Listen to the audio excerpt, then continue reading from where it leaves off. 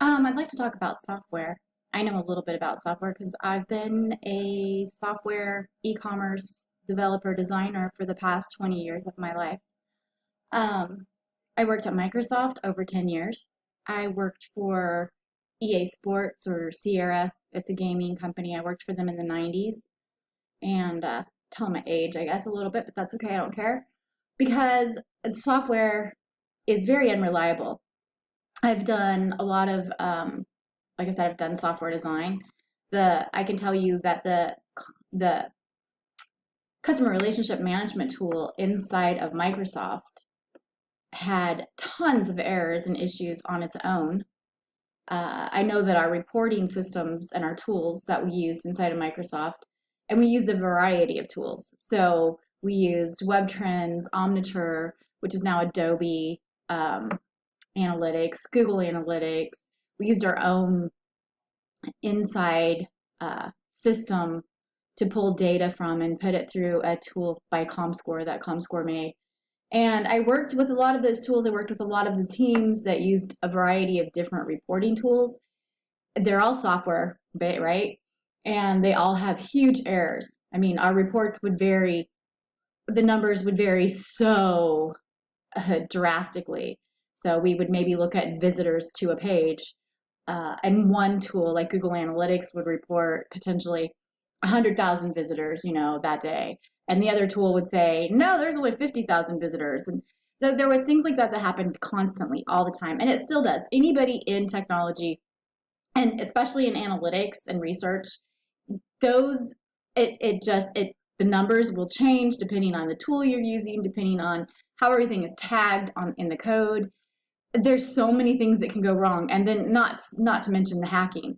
So how some of these e-commerce companies like Amazon can stay solid without being hacked, then we need to look into that as far as our voting system, because it needs to work just like a transaction. You need to basically make a purchase, have a receipt, and that's it. You're done. You have a singular login. You make your purchase or your vote. You get your receipt, and you cannot log back in. You can't do anything more. You're locked out. You can't change your votes. None of this can happen. Hacking could still happen, yes, from other countries. And it's, of course, it's a vote. It's the president of the United States, which could change the world because the United States is such a big power play. And there's probably plenty of other companies, especially the UK and countries, especially the UK and China, who would not want Trump to win again. Not to mention, half of the United States and the Democrats that don't want Trump to win. So there's a lot of fraud that can happen, not just within illegal votes or ballots, but within software, especially within software. And that's why I think the companies are working so hard at pushing AI so that AI can then control and find, things that are going wrong inside of the software. Basically control. That's really what this is all about. But whoever has the power and the money has the control. And with software, whoever has the power, the money, and the biggest voice has the control. I found that at Microsoft. When I was at Microsoft and I worked with these different teams, the team that had the strongest authority, I guess, within the company based on their popularity of who they knew or who they didn't, based on hierarchy management systems, those would be the people who got to decide actually what was real in reporting. And even if Google Analytics said, no, you got 100,000 views on that page, and the other reporting tool by ComScore said, no, you got 50,000 views on that page, the team that had the popular position would be like, nope, we're gonna tell all of Microsoft, the whole company, that there was only 50,000 views on that page, and they're gonna forget what Google Analytics said. I guarantee you that Dominion voting, this unreliable system that we're using, which is old and flawed, and it's coming out that they use so many backdoors, and Obama and Clinton and all of this stuff is coming out, that this software is something's wrong here. And I actually am putting together some evidence to show the former CIA, John Brennan, and how he is now super into software and AI and using that technology as weapons, basically. I have evidence. I'm putting it together. I'm researching some more just so that when I do present it, it's very solid. But this is a former CIA agent who is now a CEO of a software company with ties to China. And I can tell you that there is some really, I'm not putting anything out there and saying anybody's doing anything wrong, because I don't know. I'm just going to present what I know about some of this stuff that's going on within this company that's using technology and AI and wants to give that power to China. I'm just going to present that. I don't know all the ties to it or not to it. I do know that John Brennan has ties to it, and I can point that stuff out. That's all I can do. I can't accuse anybody or say anything is going on. All I can do is present facts and research that I've done. However, I can tell you that there are definitely problems with reliability in any type of software. E-commerce systems. I've developed Shopify sites. I've developed OpenCart sites. I've developed WooCommerce sites, especially. And based on the data that's put into the system and the data that comes out of the system, you can definitely get errors. WooCommerce can get hacked because WordPress is easily, it gets hacked often. That's why a lot of people switch to .NET, because your Unix system and your .NET platform or your .NET system, I guess I should say, both have different security vulnerabilities, and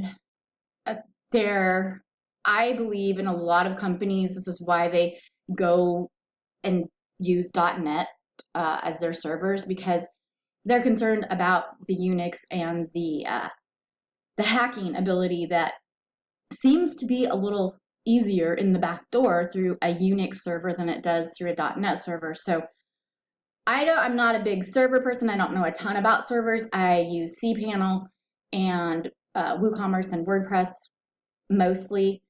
I can get in and do a little bit of database manipulation, but not a lot. So, but I do know a lot about reporting and analytics because I've built e-commerce sites. I worked at Microsoft, and I designed and developed their internal ad serving software. I was a API liaison in their ad technology team for their Bing Microsoft ads. And so I know about software. Let me just put that out there. So whenever I say that there can be an issue with the Dominion voting software system, it's definitely highly possible that can be the case. I want to put this video out there, and I'm going to probably go ahead and do an article around this video, talk a little bit about it. But that is definitely my rant on software, and that I do believe that the Dominion voting software can have huge flaws, especially because we don't know, all the different countries that have access to it. We don't know, when was this software built? What server does it sit on? What's the code that they use to do this? And once I think that starts coming out in the open, we're going to see that there can be big issues with any type of voting systems, not just to mention all the fraudulent ballots and the dead people who voted and the people with dementia in nursing homes who voted, but also the system itself, the software itself can be huge. It can flaw so majorly that it can take our voice and our vote and completely turn it into something that is false and not even true, and then fake news will report it and everybody will buy into it. And it's just, I don't trust any of this anymore. And I honestly will never trust voting in the future. Unless they come up with a solution and software that completely, like I said, you log in once, you are able to cast your vote, and you cannot log in again, and you get a receipt. And that login has to be super tight. You have to have, very, very good credentials and validation to be able to vote. Maybe I would trust something at that point in the future, but it's going to take some time. And this is the time to do it. People that are saying, oh no, Biden definitely won, and don't want to look into this, you guys are going to be complaining in the future, or your kids are going to be complaining in the future when the elections are so fraudulent that no one can trust them. So now's the time. Why not? What's wrong with trying to look into an old system of software and unreliable ballots and mailing ballots that can have too many issues?